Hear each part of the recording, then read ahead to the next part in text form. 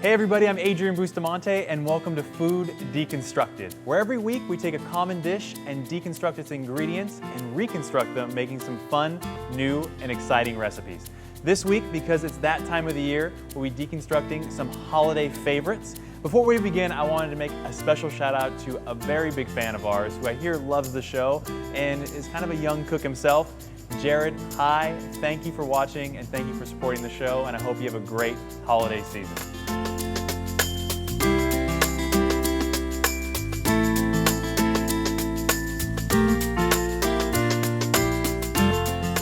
Our first recipe today is taking a holiday favorite of stuffing. It's definitely one of my favorite dishes when it comes to Thanksgiving or even Christmas.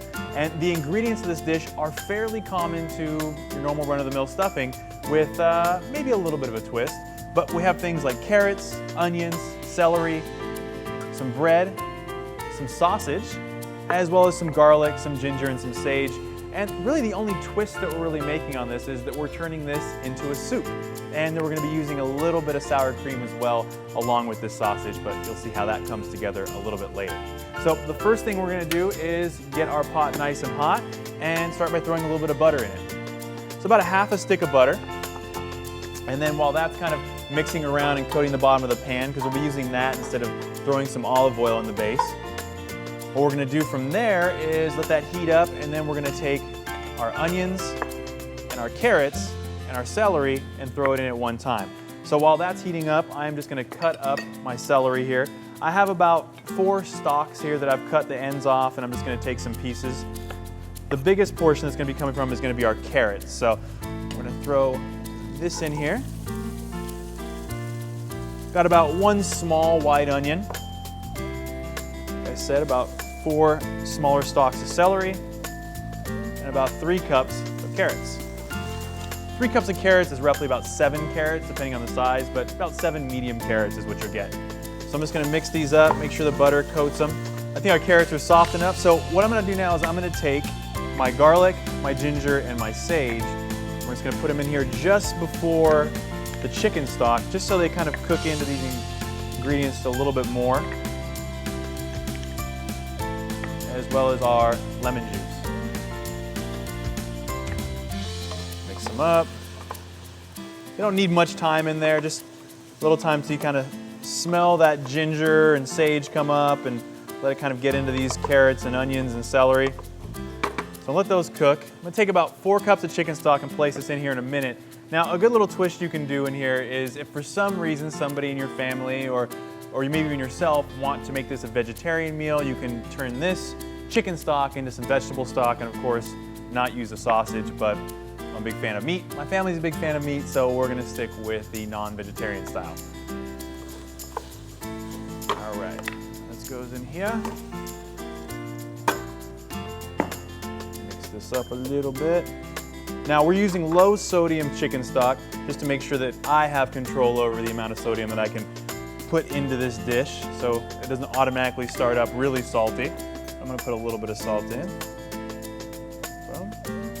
Now I'm gonna let this come together for just a little bit longer, and then I'm gonna take my bread, I'm gonna kind of break it up into pieces right now, and I'm gonna throw this in here and blend it together. Now what the bread's gonna do is actually gonna thicken up my soup a little bit for me. Now you can use things like cornstarch or flour to obviously thicken your soup, but we're gonna use the bread just to obviously as a deconstruction of the stuffing, and just to give it a little twist too. I would still want some chunks to be in there, so I'm not gonna break it down too small. Leave that there. Should be good. All right.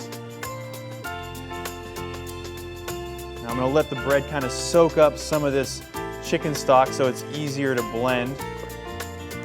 Now the great thing about making soups for the holidays is you can make them ahead of time, and you don't necessarily have to freeze them at that point, but you can if you want.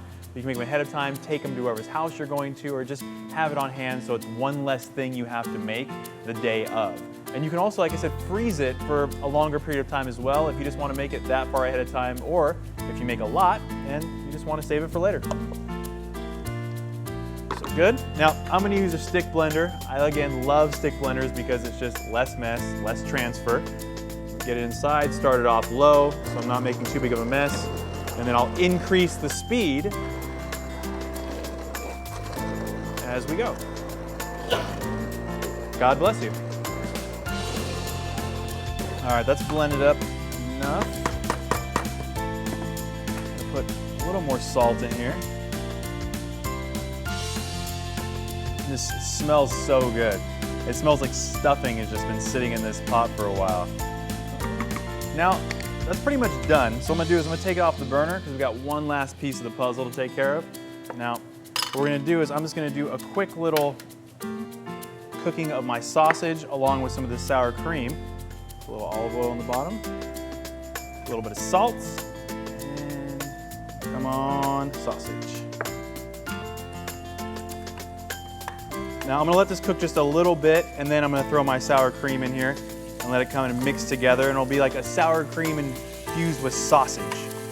Now, if you don't like sour cream or you have anybody that has some kind of aversion to it, you can use other creamy things like yogurt, avocado, or really soft tofu, things like that, but sour cream I think is gonna be the best complement to our soup here. And one thing also is this is just a garnish, so if for some reason you just don't like this idea at all, you can definitely exclude it from the recipe altogether. All right, good there. Use that much and see how it works. If I need to throw a little bit more in there, I will.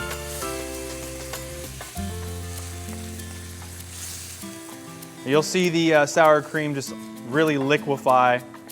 And that's kind of what I'm looking for, because you'll notice when I do put it over the top of the soup, it'll just kind of drizzle through the top and just give that soup a little bit extra of a kick in flavor.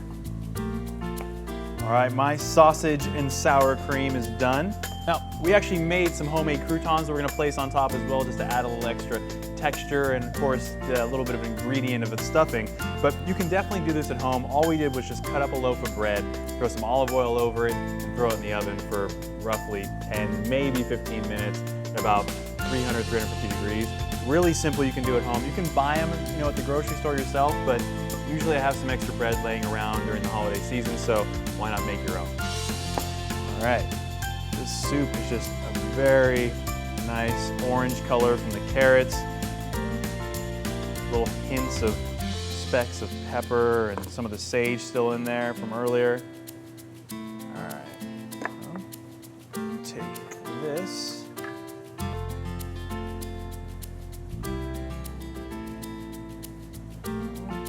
Go. Like I said before, you want your plate to look as good as you can, because if your food looks good, it's going to taste that much better.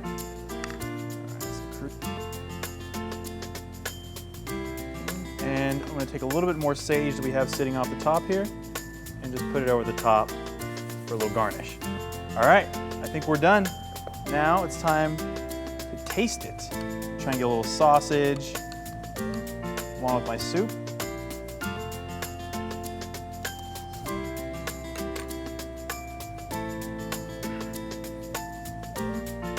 That's really good. The only way I can really equate it is it's a liquefied stuffing. They're not in a bad sense. It's really, really good. You have all those flavors from stuffing in a bowl.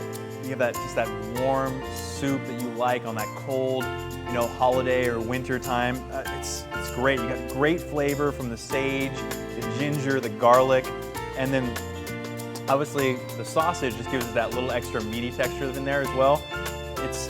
This is really, really good. I'm very happy with this recipe, and it just definitely reminds me of the holidays. So stay tuned, because coming up next is cranberry hand pies.